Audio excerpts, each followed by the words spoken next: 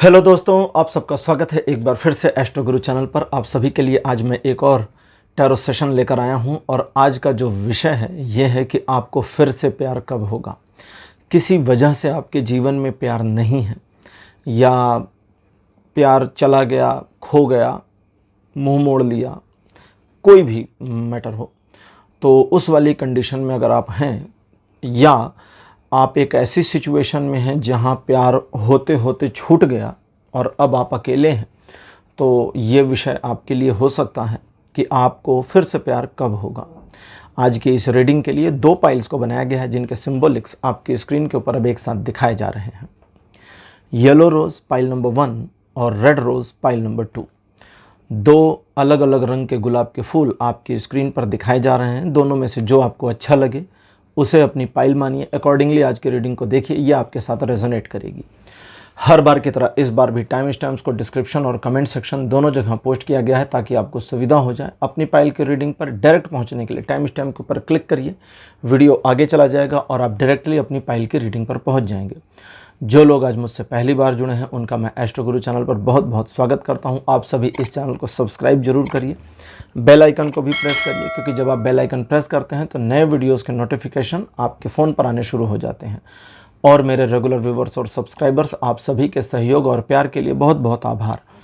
आगे बढ़ने से पहले आपको बता दूं कि मैं एक प्रोफेशनल एस्ट्रोलॉजर, एक प्रोफेशनल टैरो रीडर भी हूं। तो आपकी स्क्रीन पर ये नंबर जो आ रहा है इसके ऊपर आप संपर्क कर सकते हैं अगर आपको अपने लिए एक पर्सनल टैरो रीडिंग सेशन चाहिए या अपनी कुंडली आप मुझे दिखाना चाहते हैं। यह व्हाट्सअप नंबर है तो इस पर कॉल नहीं करना है, इस पर मैसेज करिए। मैसेज के थ्रू सारी इन्फॉर्मेशन मेरी टीम मेंबर आपको प्रोवाइड करेगी और आपकी हेल्प करेगी मेरे साथ आपके सेशन को बुक करने में।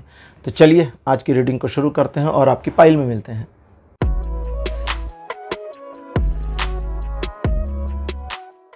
हेलो पाइल नंबर 1, आप सबका स्वागत है। आपकी रीडिंग में आपने येलो रोज़ चूज़ किया था। मेरे बगल में पीले रंग का गुलाब यानी येलो कलर के रोज़ का जो फोटोग्राफ है वो लगा दिया गया है। चलिए रीडिंग को शुरू करते हैं और देखते हैं आपके लिए टैरो क्या गाइड करते हैं कि आपको फिर से प्यार कब हो जाएगा। कार्ड नंबर 1 आपके लिए appear the high priestess. Second position पर आपके लिए जो कार्ड है ये है द मून। कार्ड नंबर 3 आपके लिए जो है ये है 6 ऑफ वॉन्ड्स। फोर्थ नंबर पर आपके लिए है 7 ऑफ पेंटिकल्स और अंतिम कार्ड आपके लिए अपीयर हुआ है 10 of wands. 5 cards traditional tarot deck Rider Waite से आपके लिए आ चुके हैं। जैसा कि प्यार के मामले में जानते हैं कि आप अपनी तरफ से मुझे दिखता है कि लॉयल थे, एक समर्पण की भावना आपकी थी। उस समर्पण की भावना के साथ आपने अपने पुराने प्यार को एक तरीके से कंटिन्यू भी किया, लेकिन फिर कुछ ऐसी सिचुएशंस और सर्कमस्टेंसेस हुई जहां दिल टूट गया है। दिल टूटने की वजह कई लोगों की जो इस पाइल को देख रहे हैं अलग अलग हो सकती है, लेकिन मामला तो यह है कि दिल टूटा, दिल दुखा और दुनिया छिन्न भिन्न सी नज़र आई। आगे का रास्ता बड़ा मुश्किल दिखना शुरू हुआ। चीज़ें ऐसे लगने लगीं कि शायद अब दोबारा जीवन में प्यार नहीं हो पाएगा, ओवरकम नहीं कर पाएंगे। ये उस मोमेंट की थिंकिंग है, उस मोमेंट की फीलिंग रही थी। मोमेंट चाहे जितना पुराना हो बट फीलिंग उस समय नकारात्मक तो यही थी। हालांकि आपने उससे ओवरकम किया, आगे बढ़े, लेकिन स्वयं को अकेले लेकर चलने का निश्चय किया। उस समय किसी और का साथ चाहिए भी नहीं था, लेकिन फिर धीरे धीरे आप एक ऐसी वर्तमान स्थिति में आ गए, कुछ लोग आ रहे हैं, जहां आपको अब दिख रहा है, लग रहा है, फील हो रहा है कि आप अकेले हैं और यह अकेलापन अब दूर हो जाना चाहिए। यानी जीवन में किसी न किसी का साथ होना आवश्यक है।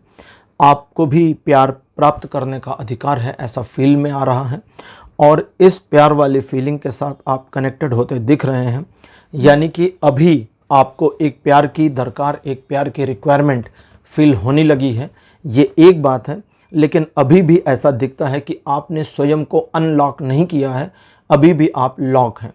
आप क्या किसी नए व्यक्ति या किसी नई महिला से प्यार कर पाएंगे या नहीं कर पाएंगे, और उस प्यार में आप अपना 100% दे पाएंगे या नहीं दे पाएंगे, ये सारी चीज़ें अभी भी उलझन बनी हुई हैं।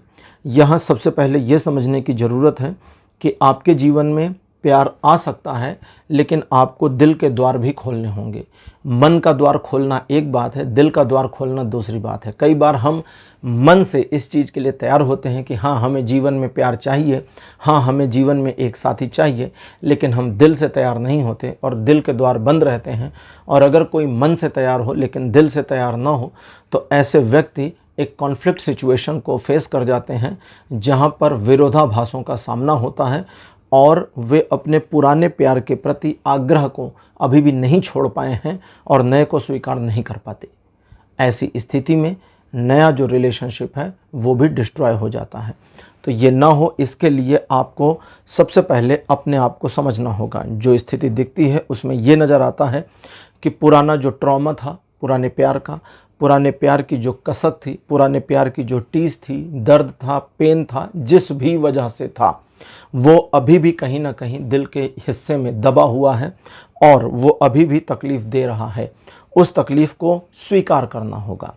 आपने अपने आप को बिज़ी किया, आपने अपने आप को दूसरे कार्यों में लगाया, आपने अपने आप को ओवरकम कराया, मूव ऑन कराया, लेकिन ये सारा कुछ बाहरी लेवल पर हुआ है, भीतरी लेवल पर नहीं। भीतरी लेवल पर तो समस्या ये है कि अकेले में अभी भी आप परेशान हो रहे हैं, अकेले में अभी भी दिल उधर ही भाग रहा है। लेकिन अब वो पास्ट है और वो जो पास्ट है, वो जो भूतकाल है, वो अब लौट के नहीं आने वाला, लौट के नहीं आने वाली। तो अब आपको आगे बढ़ना है, इसलिए वर्तमान नकारात्मक सिचुएशन को पहले स्वीकार करें। दिल के अंतर्मन में या आपके मन के अंतर्मन में जो गहराई में एक नकारात्मकता छिपी हुई है, जिसे अभी भी आप एक्सेप्ट नहीं कर रहे हैं, उसे पहले स्वीकार करिए, क्योंकि वह स्वीकार करने के बाद आप तैयार होंगे नए का स्वागत करने के लिए।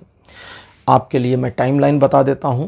जो लोग इस रीडिंग को पहली बार देख रहे हैं, यानी कि आप इस रीडिंग को जब फर्स्ट टाइम देख रहे हैं, तो यहाँ से अगले 10 महीने के भीतर आपके जीवन में प्यार के फूल खिल जाएं, इसकी पॉसिबिलिटी अपीयर हो रही है। आज की हमारी ओरेकल डेक है ओरेकल ऑफ द फेरीज। मुझे लगा कि आज प्यार का मामला है तो परियों की सलाह लेनी अच्छी रहेगी। तो देखते हैं कि परियां फेरीज क्या इन्फॉर्मेशन देती हैं। पहला कार्ड आपके लिए अपीयर हुआ है protect your dreams. Card number 2 आपके लिए जो है this one is solitude. Card number 3 आपके लिए है विश वाइजली। 4th नंबर पर आपके लिए जो कार्ड है ये है प्रीशियस टाइम। और अंतिम कार्ड आपके लिए अपीयर हो रहा है दिस वन इज प्योरिटी। परियों ने अपनी ओपिनियन देनी शुरू कर दी है। समझते हैं। 10 महीने का एक सिनेरियो दिखता है।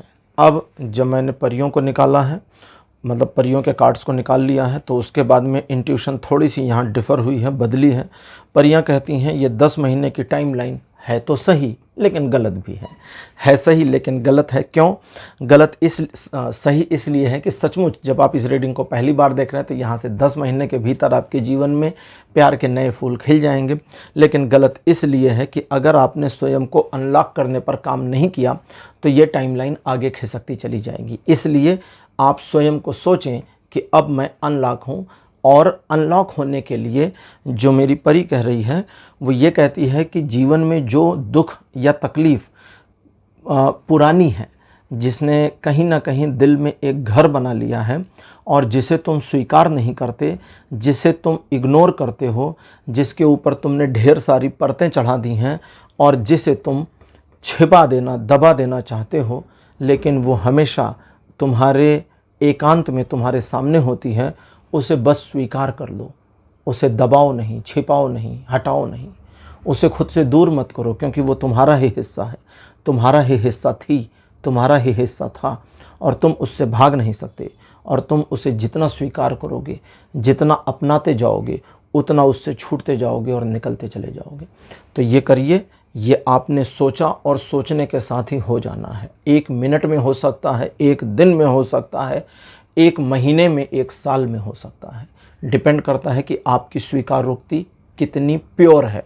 आगे कहती है कि आप अपने पुराने प्यार के प्रति जो आग्रह रखते हैं, जो आसक्ति रखते हैं, जो रुझान रखते हैं, उसमें कोई गलती नहीं है। वो बहुत अच्छा है, बहुत प्यारा है, बहुत प्यारी है, सब कुछ बहुत बढ़िया, बहुत मीठा है। लेकिन वही मत चाहो कि फिर से आ जाए। वो जो चली गई छोड़कर वही फिर से आ जाए, उसके ही जैसी फिर मिल जाए, जो चला गया बिल्कुल उसके जैसा ही फिर से मिल जाए। कहती है नहीं, अपने उस स्वप्न को सहेज कर रखो, क्योंकि अगर जो गई जीवन से, एक बार हम इस तरह से सिंपल उदाहरण लेते हैं, आप लोग जेंडर वाइज अपने लिए मैनेज कर लीजिएगा, ठीक है।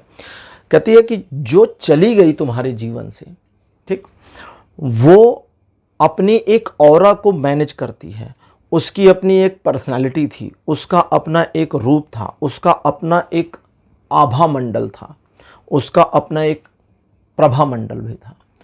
तुम क्या चाहते हो कि उसके जैसी तुम एक और खोज लो ताकि वो पुराना प्रभा मंडल टूट जाए, खो जाए? क्या जरूरत है इसकी?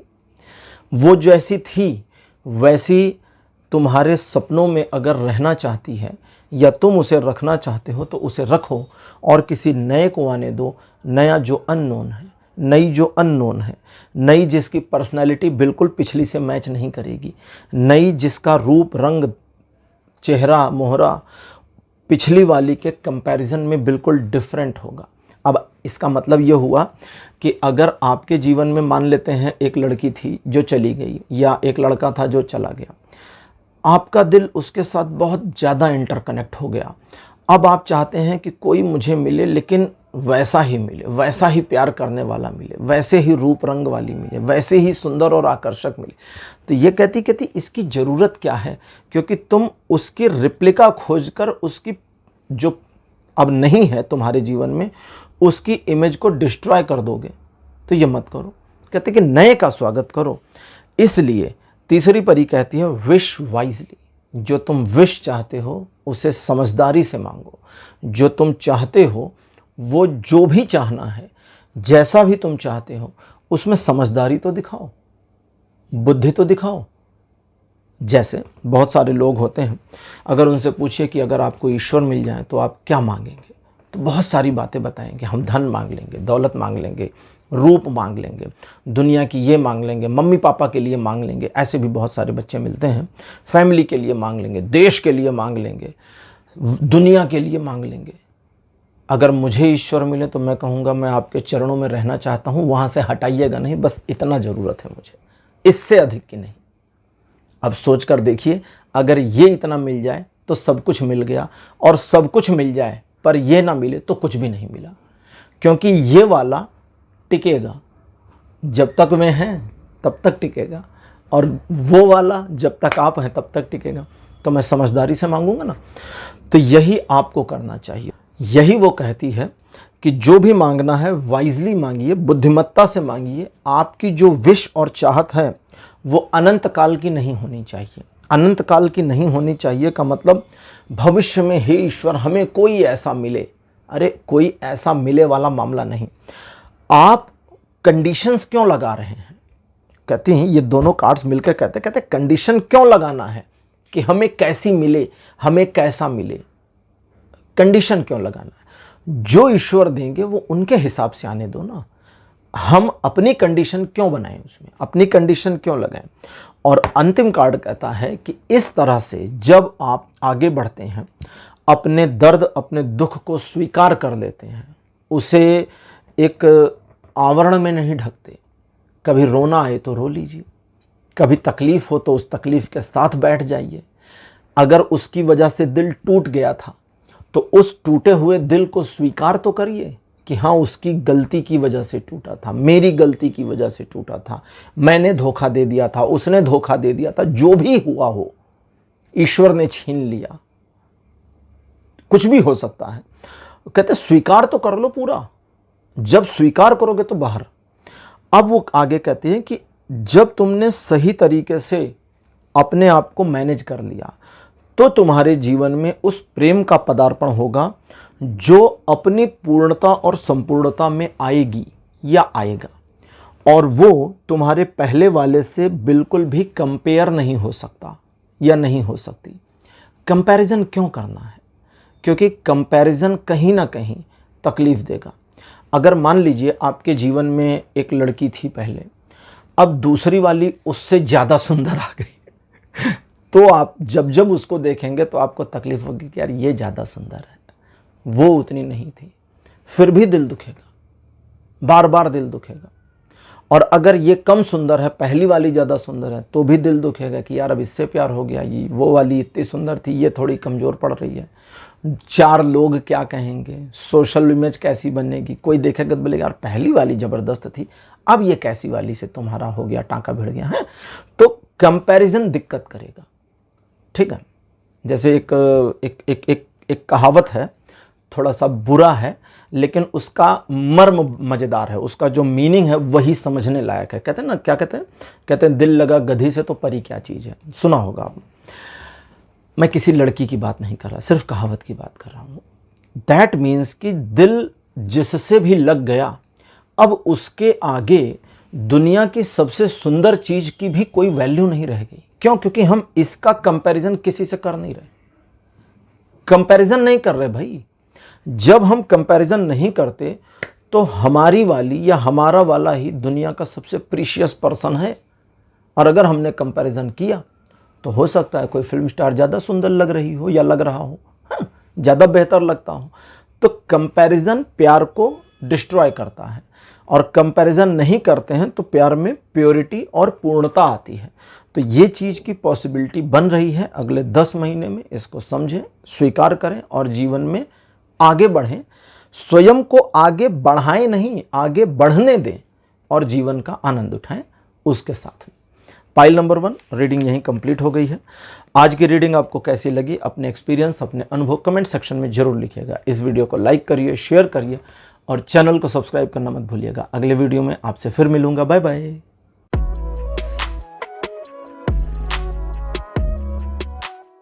हेलो पाइल नंबर 2, आप सबका स्वागत है। आपकी रीडिंग में आपने रेड कलर के रोज़ को चुना था, मेरे बगल में रेड कलर का रोज़ लगा दिया गया है। चलिए आज की रीडिंग को शुरू करते हैं और देखते हैं कि आपको प्यार फिर से कब होगा। इस पर टैरो क्या कहते हैं, क्या गाइडेंस है आपके लिए। कार्ड नंबर 1 आपके लिए जो अपीयर हुआ है यह है night of pentacles. Second number पर आपके लिए जो कार्ड अपीयर हुआ है यह है the hanged man. Card number 3 आपके लिए है 9 ऑफ कप्स। फोर्थ नंबर पर आपके लिए है द हेरोफेंट। और अंतिम कार्ड आपके लिए है 6 ऑफ कप्स। तो 5 कार्ड्स आपके लिए अपीयर हो चुके हैं traditional tarot deck Rider Waite से। आज का हमारा विषय है कि आपको प्यार फिर से कब होगा। पाइल नंबर 2, ऐसा दिखता है कि आप अपने आप को कहीं ना कहीं मना ले गए हैं कि आपके जीवन में। पाइल नंबर 2 में मैं बता दूं कि कुछ ऐसे लोग हैं जिनके जीवन में अभी प्यार ही नहीं है, कोई है ही नहीं, कोई था ही नहीं, कोई थी ही नहीं, और अभी पहला प्यार होने का मामला भी पेंडिंग में पड़ा हुआ है, उम्र चाहे जो हो गई हो। आपने अपने आप को मना लिया है कि भाई मेरे भाग्य में शायद यही लिखा है, मेरी किस्मत ऐसी ही है, ईश्वर यही चाहते हैं और अब यही होगा। हालांकि ये सोच कभी कभी सुख देती है, कभी कभी दुख देती है। अब उन लोगों की बातें जिन्होंने जीवन में प्यार को खोया, किसी भी वजह से खोया, हम कंडीशन पर नहीं जा रहे आज, ठीक है, ताकि काफ़ी सारे लोगों का मामला एक ही रीडिंग में सेटल हो। तो जो प्यार आपने खोया उसको, यहाँ अच्छी बात यह है कि आप में से बहुत ज़्यादातर लोग ऐसे हैं, ज़्यादातर में मेरे पास रीडिंग में आ रहा है 70 से 80% पाइल नंबर 2 सेलेक्ट करने वाले ऐसे हैं जिन्होंने इसे भी ईश्वर की मर्जी मानकर स्वीकार कर लिया था। लेकिन जो ईश्वर की मर्जी मानकर आपने स्वीकार किया था उसे स्वयं अंतर्मन से कभी नहीं माना। आप उस पर सिर्फ अपने आप को शब्दों के फेर में फंसाते रहे कि ईश्वर की शायद यही इच्छा थी, भाग्य में शायद यही लिखा था। ये बुरा तरीका नहीं था अपने आप को उस सिचुएशन से बाहर निकालने का, इसने काफ़ी हेल्प करी है आपकी, लेकिन फिर भी ठीक है। अब पास्ट में जो भी हुआ उसमें एक चीज़ दिखती है जहाँ पर आपको आपके पार्टनर पर मुझे ट्रस्ट का थोड़ा सा इशू नज़र आता है, मतलब पिछले पार्टनर पर। हालांकि अब वो जो ट्रस्ट का इशू है उस पर आप कहेंगे कि भाई वो ट्रस्ट का इशू उसकी गलतियों की वजह से, उसके बिहेवियर की वजह से, उसकी एक्टिविटीज़ की वजह से था, लेकिन हम अपनी तरफ से समर्पित पूरे थे। तो आप गलत भी नहीं हैं, क्योंकि आपके समर्पण का भाव भी पूरा दिखता है, लेकिन ट्रस्ट का इशू भी नज़र आता है। कहीं ना कहीं उसने आपको मैनेज करने, मैनिपुलेट करने की काफ़ी कोशिशें भी करी थी, तो थोड़ी उसकी नकारात्मकता भी दिखती है। लेकिन आप अपने आप को मैनेज करने में कामयाब रहे, आपने बहुत कुछ अपने को मैनेज किया। पास्ट का ट्रॉमा आपको अभी कोई परेशानी नहीं दे रहा, ये बहुत अच्छी बात है।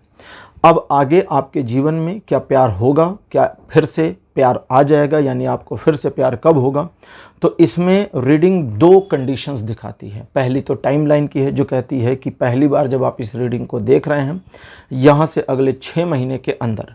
दूसरा, यहाँ पर जो रीडिंग का सेकंड फ्रेज है वो कहता है कि किसी ऐसे से ही प्रेम होने की सबसे ज़्यादा प्रबल संभावना है जिसके साथ अभी भी दिल का गहरा नाता जुड़ा है। प्रेजेंट टाइम में भी आपकी और उसकी मित्रता कहें या तालमेल कहें, बहुत गहराई से इंटरकनेक्टेड है। जहां आप एक दूसरे की केयर करते हैं, जहां आप एक दूसरे का बहुत ध्यान रखते हैं, जिसमें आपका पलड़ा भारी है, जहां पहले आपकी बात करें, आप बहुत ज़्यादा केयरफुल हैं, आप बहुत ज़्यादा सोच विचार करते या करती हैं उसके बारे में, और उसके साथ आपका बिहेवियर बहुत ही पॉजिटिव जेस्चर में है।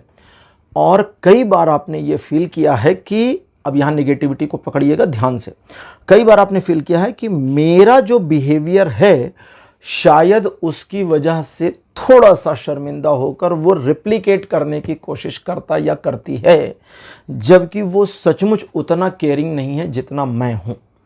तो यहाँ आपकी सोच गलत नहीं है, लेकिन ये भी सही है कि उसकी ओर से भी आपकी केयरिंग बनी है, उसकी ओर से भी उसके मन में, उसके दिल में आपके लिए पॉजिटिविटी बनी है। लेकिन हाँ, ये सच है कि अभी उसे आपसे प्रेम नहीं हुआ है। अब उसे आपसे प्रेम होना, आपको उससे प्रेम होना, कुछ एक मामलों में आप को प्रेम हो गया है या आप प्यार फील करते हैं, लेकिन आपको बार बार लगता है कि नहीं, उसकी ओर से अभी उतनी पॉजिटिविटी नहीं है, तो मुझे जल्दीबाजी नहीं करनी चाहिए। तो आपका पॉइंट सही है, आपका सोचना सही है, लेकिन उसे भी आपकी फीलिंग्स पता हैं कि आप उसे लाइक करते हैं या लाइक करती हैं, लेकिन वो अभी आपके साथ स्टेप फॉरवर्ड में नहीं आना चाहता या नहीं आना चाहती। इस वजह से उसकी ओर से अभी रुकावट दिख रही है।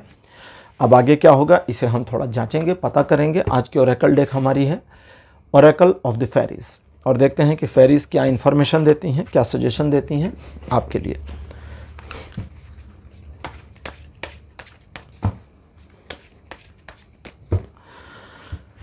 फेरीज का कार्ड उठाते ही फेरीज ने इंटरप्रिटेशन पहला बिना कार्ड्स के जो दिया वो ये कि इस पूरे मामले में हमने ध्यान नहीं दिया उन लोगों पर जिनके जीवन में अभी पहले प्रेम के फूल नहीं खिले हैं, उनको भी बताते हैं। पहला कार्ड आपके लिए अपीयर हुआ है कम टुगेदर। सेकंड नंबर पर आपके लिए है विजडम। कार्ड नंबर 3 आपके लिए है फाइंड बैलेंस। फोर्थ नंबर पर न्यू बिगिनिंग, और अंतिम कार्ड आपके लिए अपीयर हुआ है हिडन डेप्थ्स। जिन लोगों के जीवन में अभी प्रेम के फूल नहीं खिले हैं, अब उसमें फेरीज और ये दोनों मिला करके एक इंटरप्रिटेशन जो देते हैं, अकॉर्डिंग टू दैट 30% ऐसे लोग हैं जो क्रश वाली सिचुएशन में हैं अपने ही किसी मित्र या क्लोज्ड वन के साथ में, जिसके साथ आप थोड़ा क्लोज हैं, उनके साथ अभी आपका एक क्रश फीलिंग चल रहा है। आपको जानकर प्रसन्नता होगी कि आपके क्रश को पता है कि आपको उस पर क्रश है, लेकिन अभी उसका क्रश आपके ऊपर आया नहीं है। दूसरा, बाकी के जो 70% लोग हैं, उनके लिए भी अगले 6 महीने में ही प्रेम के पुष्प खिलने वाले हैं। ज़्यादा पॉसिबिलिटी इस बात की है, और वे पकड़ेंगे कैसे कि किसके साथ। ये नए के बारे में बता रहा हूँ, पुराने वाले नहीं, मतलब जिनके जीवन में पहली बार प्यार होना है उनके बारे में। उस पर्सन जिसके साथ आपका प्रेम संबंध बनना है, पहली चीज़ उसे आप जानते हैं, दूसरी चीज़ उसके साथ आपका मिलना जुलना उठना बैठना है, इसकी पॉसिबिलिटी सबसे ज़्यादा अपीयर हो रही है। तीसरा, उस पर्सन का जो बिहेवियर आपके साथ में है वो बहुत ज़्यादा डिसेंट है और आवरणकृत नहीं है। आवरणकृत का मतलब हुआ कि ढोंग नहीं रचा गया है, वो जेन्युइन है। उसका बिहेवियर आपको लेके बहुत प्यारा, बहुत सोफिस्टिकेटेड है और वो दिल से है। नॉर्मली भी वो पर्सन दिल से बहुत सॉफ्ट नेचर का या नेचर की है और उसके द्वारा किसी के साथ मिसबिहेव नहीं किया जाता। तो इसी तरह से आप उसे परख सकते हैं, लेकिन आपको थोड़ा इंतज़ार और करना होगा जब तक चीज़ें थोड़ी क्रिस्टल क्लियर नहीं होती। अब पूरे मामले को समझें।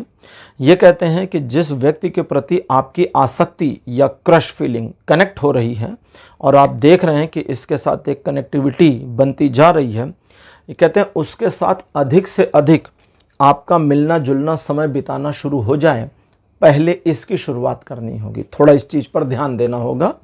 दूसरा कहते समझदारी से काम लेना होगा और इंतज़ार करना होगा उसकी फीलिंग्स के उतरने का। जल्दबाजी नहीं करनी है। अब ऐसा नहीं कि आपने उसके साथ समय बिताना शुरू किया और 4 दिन बाद बोले कि हेलो आई लव यू, फिर हो जाएगी गड़बड़, ठीक, क्योंकि वो अभी इसके लिए तैयार नहीं। तो उसको तैयार होने में थोड़ा समय लगेगा। आपको इनिशियली उसके साथ समय बिताना थोड़ा बढ़ाना पड़ेगा और ये जब समय आप बढ़ाएं तो आप ध्यान दें कि कम से कम 2 महीने लगातार ये बढ़ा हुआ समय कंटिन्यू चले और अचानक से फिर ड्रॉप कर दीजिए, लैग कर दीजिए, अपने आप को कार्यों में व्यस्त दिखाइए। इससे क्या फ़ायदा होगा कि उसका इंतज़ार आपके लिए बढ़ जाएगा। वो आपके साथ समय बिताने की आदत से अपने को इंटरकनेक्ट कर पाएगी या कर पाएगा और वो आपके साथ समय बिताने के लिए आतुरता में आएगा जो भी है, ठीक। और उसके बिहेवियर में एक परिवर्तन दिखना शुरू होगा। वो परिवर्तन आपको अपने प्रति एक आग्रह में दिखेगा, आसक्ति में दिखेगा और वो परिवर्तन इस तरह का होगा जहां आपको दिखेगा कि अब उसकी ओर से मेरे लिए केयरिंगनेस बहुत ज़्यादा बढ़ी है और ये रिप्लिकेट नहीं हो रहा मेरी केयरिंग्स का।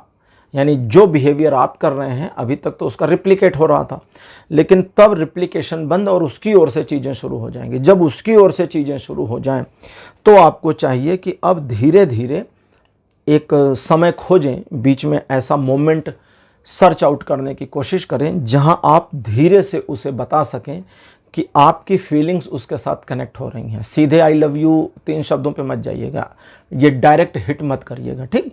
उसे बताइए धीरे से मेरी फीलिंग्स कनेक्ट हो रही हैं और धीरे धीरे फीलिंग्स के साथ मैं आगे आ रहा या आ रही हूँ और मैं खुद को रोक नहीं पा रहा। तो और फिर सिर्फ उसे बताना है और उससे पूछना नहीं है कि क्या तुम्हारी फीलिंग्स आ रही हैं या नहीं। उसको बताएं मैंने बताई, तुम्हारे वाले के बारे में अभी मुझे पता नहीं है, ना मुझे आंसर चाहिए।